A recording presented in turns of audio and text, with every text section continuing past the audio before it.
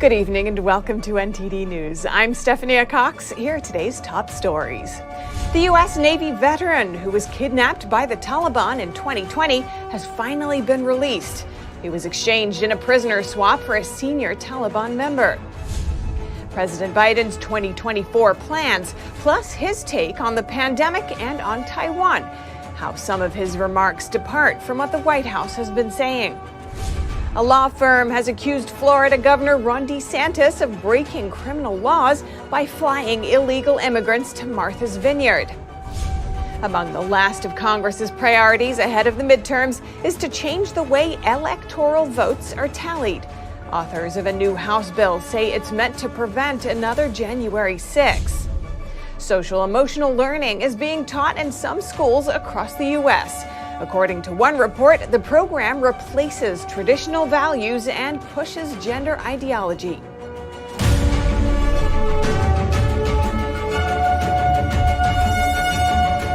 We start the evening with some breaking news. Adnan Syed, who was convicted in 2000 of murdering his ex-girlfriend, is released from prison. A circuit court judge in Baltimore, Maryland, overturned the conviction earlier today, citing new evidence. Syed, who is now 41 years old, has spent over 2 decades behind bars for the death of Hae Min Lee in 1999. The case was chronicled in the hit podcast Serial, a true crime series. Syed is now in home detention with GPS location monitoring. The judge said the state must either seek a new trial date or dismiss the case within 30 days. And after being detained by the Taliban for 2.5 years, U.S. Navy veteran Mark Frerichs has been released in a prisoner swap. In exchange, the U.S. released a senior Taliban member who was serving life in prison for drug smuggling. NTD's Jason Perry has that story. On Monday, members of the Taliban welcomed Bashir Noorzai at the Kabul International Airport in Afghanistan. Noorzai, a senior Taliban member, was just released from a U.S. prison in exchange for Navy veteran Mark Frerichs. Frerichs, who is now 60 years old, had worked as a civilian contractor in Afghanistan for over 10 years when he was kidnapped in January 2020. He was believed to have been held since then by the Taliban-linked Haqqani network. The Taliban-appointed foreign minister said this. An American citizen, Mark Frerichs, who was in jail in Afghanistan after long negotiations with the Americans, this morning at 10 a.m. at the Kabul airport, the American citizen was handed over to an American delegation. Noorzai, who was serving life in prison for drug smuggling, had this to say. My exchange, I think, with God willing, can lead to peace between Afghanistan, America. An American was released and I am also free with the help of the Taliban government and the holy fighters. Secretary of State Antony Blinken said this was the culmination of many months of tireless work by many of his colleagues in the government. I want to thank all the people who've worked on this over these many months, who care about Mark, and we're profoundly grateful to them. The support that we received from our Qatari partners as well was key in securing his release. Mark's soon going to be reunited with his family. The President had an opportunity to speak to them a few hours ago. Blinken also took the time to address those who may be dealing with a similar situation. I want the families of Americans who are being arbitrarily detained or held hostage anywhere in the world to know that our commitment to them, to bringing their loved ones home, is resolute, and we will relentlessly continue to focus on doing just that. At the time of Noorzai's sentencing, the then top federal prosecutor in Manhattan said Noorzai's worldwide narcotics network supported a Taliban regime that had made Afghanistan a breeding ground for international terrorism. Jason Perry, NTD News. And in an interview aired last night, President Biden shared his take on a wide range of issues, some of which are catching his own officials by surprise. Here's more on what he said. With just 50 days left before the midterms, the president making news by suggesting he might, or might not, run again. And it's much too early to make that kind of decision. My intention, as I said to begin with, is that I would run again, but it's just an intention. But is it a firm decision? That I run again, that remains to be seen. Speaking to 60 Minutes in an interview aired Sunday night, Biden, who's turning 80 in November, insisted he's in a focused mental state. But his uncertainty about 2024 marks a shift from what others at the White House have been saying. The president has been very clear about this. He intends to run in 2024. The president has been very clear that he intends to run again. Meanwhile, Representative Kat Kamak tells NTD. I think for Republicans, it would be wonderful if he ran again. During the wide-ranging interview, Biden also says this about the COVID-19 pandemic. The pandemic is over. We still have a problem with COVID. We're still doing a lot of work on it. But the pandemic is over. Politico reports that administration sources told them the comment was not planned and caught Biden's own health officials by surprise. While Republicans call on Biden to walk the walk, not just talk the talk. It means that all of the mandates, all the requirements within the military and the federal service, they need to be pulled back immediately. On another front, the president again commits to defend Taiwan if China invades. But would U.S. forces defend the island? Yes, if in fact there was an unprecedented attack. So unlike Ukraine, to be clear, sir, U.S. forces, U.S. men and women, would defend Taiwan in the event of a Chinese invasion? Yes. China says it's already complained to the U.S. over Biden's remarks. Meanwhile, the White House, as it's done several times before, walked back Biden's remarks after the interview, insisting there's no change in policy. And a civil rights law firm is requesting a criminal investigation after Governor Ron Desantis flew 50 illegal immigrants to Martha's Vineyard. NTD's Arlene Richards reports. A political stunt. Shameful. For months, news headlines and political adversaries have criticized Texas Governor Greg Abbott for busing illegal immigrants to sanctuary states. The White House said this. Another political stunt that we're seeing happen. Others called for the Justice Department to intervene. But when Florida Governor Ron DeSantis flew 50 illegal immigrants to Martha's Vineyard last Thursday, that was the straw that broke the camel's back. At some point in time, they have to move from here to somewhere else. Massachusetts law firm Lawyers for Civil Rights immediately mobilized to investigate what they called the inhumane manner in which the illegal immigrants were shipped across the country. The firm is asking for a criminal investigation. They claim the governor's action was part of a conspiracy to deprive our clients of their liberty and civil rights. They believe DeSantis and others engaged in human trafficking and kidnapping. The White House said this. They used them as political pawns, treated them like chattel in a cruel, premeditated political stunt. Democrat-run El Paso has also been sending illegal immigrants to sanctuary cities. The mayor on Sunday said the buses help them to get where they want to go. Transporting illegal immigrants began almost as soon as President Joe Biden overturned the Trump administration's strict immigration policies last February. Creating a comprehensive regional framework to address the causes of migration and to manage migration throughout the North and Central America, and to provide a safe and orderly processing of asylum seekers at the United States border. In a March 2021 article, the Center for Immigration Studies said a daily stream of illegal border crossers were filling Greyhound buses for a free ride to states across the U.S. The report attributed this to President Biden's catch and release policy. Arlene Richards, NTD News, New York. And former President Trump has returned to his Mar-a-Lago estate, which the FBI raided last month. We also have updates on legal battles faced by two of his allies. Former President Trump returned to Mar-a-Lago Sunday night, saying he saw how the FBI ransacked his estate during their raid. Trump posted on Truth Social that many FBI agents didn't even take off their shoes in his bedroom. The former president also commented, quote, "I guess they don't think there is a Fourth Amendment anymore, and to them, there isn't.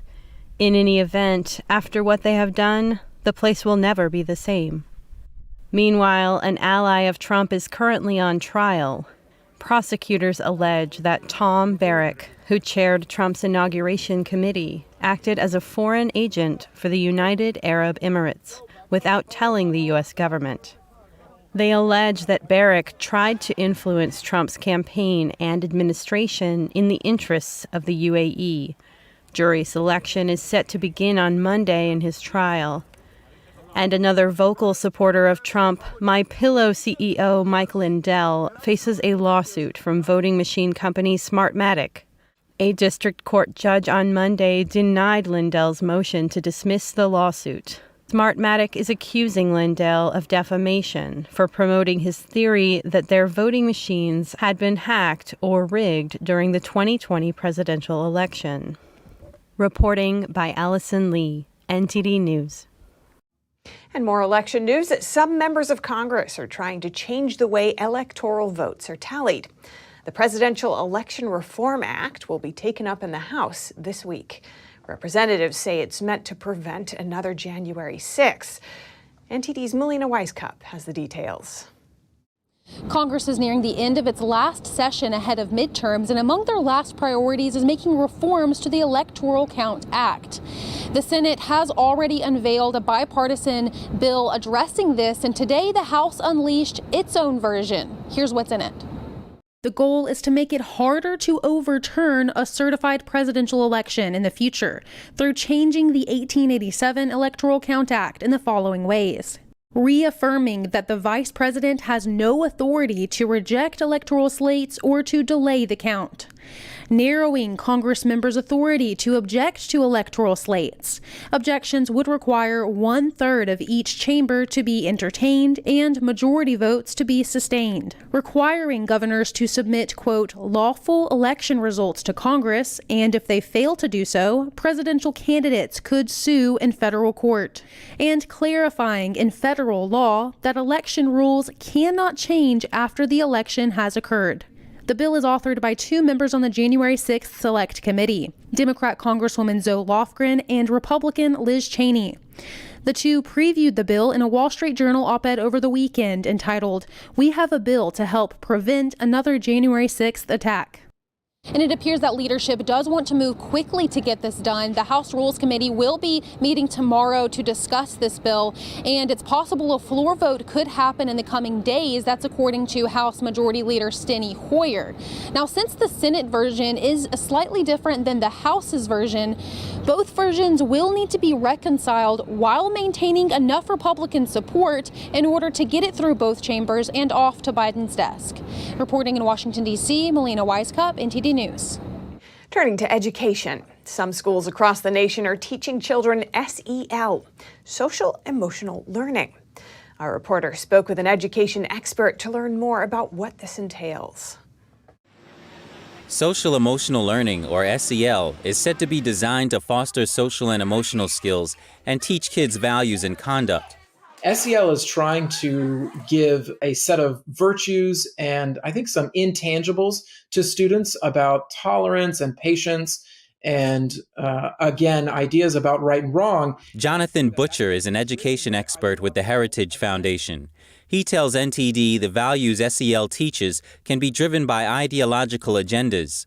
A report by the Idaho Freedom Foundation, which supports SEL, says that SEL programs seek to displace and stigmatize the old, supposedly oppressive, cultural, moral, religious institutions, and that it encourages children to embrace ideas such as gender fluidity, anti-white racism, toxic masculinity, white privilege, and the fundamentally unjust nature of American society. The problem today is that because critical race theory and radical gender ideology has seeped into the curriculum of assigned schools, that is twisting SEL just like it's twisting history and math and science as well as literature. CRT is banned in Florida, but SEL is still being taught. One company, which teaches SEL in schools, states on their website that they already gave lessons to over 500,000 kids in a single Florida county. Public schools should not be taking it upon themselves to be adding to the school day a set of instruction that deals with things that are really beyond the scope of what K-12 schools should be doing. He added that schools should focus on teaching math and other basic skills, as many students have already fallen behind in those and need more help. Reporting by Arian Pastar, NTD News. Many people in the U.S. now have a COVID-19 vaccine card, paper or digital. But could we soon be proving our vaccination status by the substances inserted under our skin? Earlier today, I spoke with Epoch Times investigative reporter and host of Crossroads, Joshua Philipp. He says reports that the government is trying to make this happen should have everyone's alarm bells sounding. Joshua Philipp, welcome to our show. Thank you so much for joining us. Hey, always a pleasure being here. Something that's largely flown under the radar, a patent filed by the U.S. government for a new product containing Luciferase. That's a bioluminescent material often used in COVID-19 research. There are now reportedly proposals to use this product to start tracking people's vaccination status with an injectable that would sit under the skin. Now, you've been digging into this issue. Can you tell us what you've learned so far? Well, I think people get hung up on the freaky name of it because it, of course, it sounds like they're talking about Lucifer from the Bible being like the devil. And, naturally people are concerned about, among the religious community, they talk about the mark of the beast and things like that. And, they're legitimately worried about that. And, of course, the media has a field day trying to debunk it and so on. The reality is this. Luciferase, regardless of how you interpret it, right, just on the surface, it's a bioluminescent material contained in like lightning bugs and so on. And one of the reasons they want to use it for these marks they want to give people, and the Department of Homeland Security has filed a patent for it, and there's ongoing research on it. It's a lot of reporting on this. They have filed a patent for it, and they want to give people marks. And the reason they want to use Luciferase is because it's bioluminescent and shows up under UV light. And so they can scan you almost like a barcode. They can scan this mark they give you, and it can bring up, for example, almost just like a QR code, again, like scan with your smartphone. It can bring up data on your vaccination status or any other data they want to include on you. And to me, that is what was concerning. Not so much, well, I think it's creepy, the name of it, of course, especially as related to they want to mark you with it. But to me, the bigger thing, well, arguably the bigger thing, at least the one on the surface, is that they want to do this in the first place. That they want to give people tattoos, essentially, using this bioluminescent material so they can tell whether or not you're listening to the government. That concerns me very deeply. They've already developed it. The issue is whether they will ever actually roll it out, and that's where we're at right now. Last year, a Swedish company launched an implantable microchip that could hold COVID-19 vaccination data. How far could something like this go if it's allowed to begin? I'd say it's not far off at all that they make an implantable microchip. Of course, part of the transhumanist movement, which, it sounds crazy, but it's a thing now. They're talking about this. In fact, the individual I mentioned with the World Economic Forum has a whole, several interviews where he's talking about this, the idea of transcending the normal human condition by mixing man and machine. The people pushing these global agendas believe in this stuff. And it's not far off anymore. Even Elon Musk is talking about microchipping people's brains and so on. The concern with Luciferase and this tracking system is not that it's going to put a microchip in your body. The concern is that they're creating basically a QR code that could be scanned and then used just like a microchip would. A microchip goes a bit further than that because that suggests that there's some kind of not just information leaving your body, but maybe information going into your body, through the use of that. Which I think people have a clear reason to be concerned about because people are talking about it. The people pushing these agendas are talking about it. Now, again, these are different products, but once you lose bodily autonomy, once they have the right as a form of government, programs or government surveillance to enter your body, what else could that mean? Where could that go next? The sky's the limit. And what do you think people should do if they're concerned about their medical privacy and their freedom? Well, people need to make their voices heard with this, and also not be silent when they try to say it's a conspiracy theory. Because look, they have a patent for it. They talk about it openly. They're trying to fact check it not on the facts, but on the interpretation of the facts. Your medical data, that is between you and your doctor. and how the walls have been torn down, how your rights have been stripped from you if they think they can push it this far. Joshua Philipp, host of Crossroads, thank you so much for your time. A real pleasure. I reached out to the Department of Homeland Security to find out how the government would ensure these fusion proteins containing luciferase would not be used to restrict people's basic freedoms. I have not heard back. And coming up, world leaders, including President Biden, pay their last respects to Queen Elizabeth II as 10 days of mourning come to an end. And Hurricane Fiona causes an island-wide power outage in Puerto Rico before spinning to the Dominican Republic. Find out where the hurricane could go next after this short break.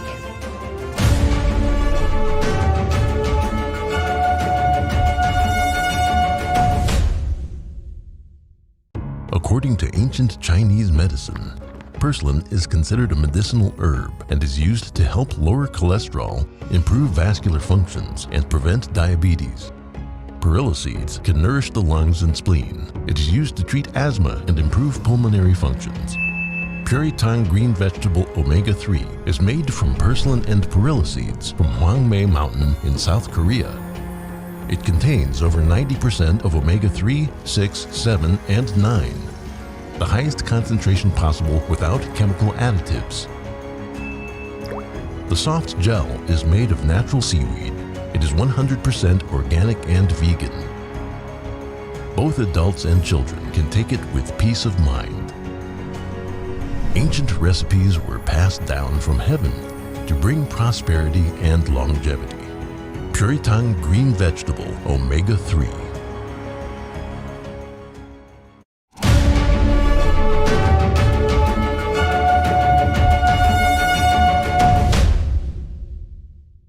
President Biden and First Lady Jill Biden were among 2,000 attendees at Queen Elizabeth II's funeral today. The service was held at Westminster Abbey in London. Presidents, prime ministers, and dignitaries were among the attendees.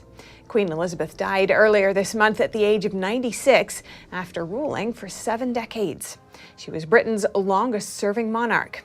Following Monday's service, the Queen's coffin will be taken to St. George's Chapel at Windsor Castle outside London and lowered into the royal family's vault. She will be laid to rest alongside her late husband, Prince Philipp. And turning to Hurricane Fiona, parts of Puerto Rico are still without power after the storm caused an island-wide power outage, along with life-threatening floods. The hurricane made its way across the Dominican Republic today. It hit the Dominican coastal town of Boca de Yuma this morning. It's moving northwest at 8 miles per hour and is set to emerge into the Atlantic Ocean tonight. On Tuesday, it could pass near Turks and Caicos, and the Bahamas are also currently under a tropical storm warning from the effects of Fiona. And now over to sports news. Here's NTD's Dave Martin with today's top stories. The Red Bull Daredevils were at it again over the weekend, this time holding their Flugtag competition in Taiwan, much to the amusement of the 50,000 fans in attendance. Flugtag is German for Flight Day, and the competition featured 42 teams making their own homemade flying machines and attempting liftoff from a 20-foot ramp off a Taiwanese harbor. And although the International Flugtag started as a way to entice ingenuity and bravery, both teams simply belly-flopped into the water. The winning team was one of the few that caught a gust of wind and went more than 100 feet before plunging into the ocean, to the delight of the judges and the crowd. In baseball news, Yankees outfielder Aaron Judge continues inching closer to the American League home run record after hitting 2 more on Sunday. Judge now has 59 home runs, more than 20 ahead of his nearest competitor, and is on pace for a league record 65. The current record of 61, set by Roger Maris more than 60 years ago, is considered the clean record. Judge, who also leads the league in runs batted in, is just percentage points away from being number 1 in batting average as well. The 4-time All-Star is at 316, while league leader Luis Arraez is ahead at 317. Should he overtake him, he'd just be the second player in the last 55 years to win the Triple Crown. And finally, tonight in sports, 7 baseball games are on the schedule, including 2-time Cy Young winner Max Scherzer's return from the injured list as the Mets take on the Brewers in Milwaukee. And Monday Night Football features a doubleheader tonight as the Bills host the Titans at 7:15, while the Vikings visit the Eagles starting at 8:30. That's all for your sports news today. Back to you, Steph. Thanks, Dave. And that's all for today's news. Thanks for tuning in. I'm Stephanie Cox.